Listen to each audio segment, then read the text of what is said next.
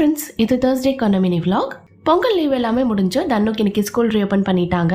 ஹஸ்பண்டுக்குமே இன்னைக்கு ஆஃபீஸ் உண்டு. ஸோ மார்னிங்கே லஞ்ச் ரெடி பண்ணி 2 பேருக்கும் பேக் பண்ணி கொடுத்துட்டேன். பொங்கலுக்கு வாங்கின காய்கறி கிழங்கு எல்லாமே நிறைய மீதி இருந்தது. ஸோ அந்த காய்கறி எல்லாமே போட்டு கூட்டாஞ்சோரை ரெடி பண்ணிட்டேன். இந்த கூட்டாஞ்சோருக்கு ஒரு பெஸ்ட் காம்பினேஷன் மாங்காய் பச்சடி தான். உங்களுக்கு கூட்டாஞ்சோறு கூட சாப்பிட என்ன பிடிக்கும்னு சொல்லிட்டு மறக்காம கமெண்ட் செக்ஷன்ல சொல்லுங்க. இந்த மாங்காய் பச்சடி பண்றதுக்கு ஒரு பேன்ல 1 ஸ்பூன் நல்லெண்ணெய் ஆட் பண்ணிக்கோங்க.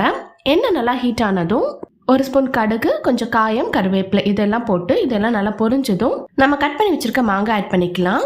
இப்போ இதை லைட்டா சாட்டே பண்ணிட்டு 1/4 ஸ்பூன் மஞ்சள்தூள், மிளகாத்தூள், உப்பு இந்த ரெண்டும் ஆட் பண்ணி தேவையான அளவு தண்ணி ஊற்றி லைட்டா மிக்ஸ் பண்ணிட்டு கவர் பண்ணி ஒரு 2 to 3 மினிட்ஸ் நல்லா குக் பண்ணுங்க. இப்போ நம்மளோட மாங்காய் நல்லா வெந்துருச்சு.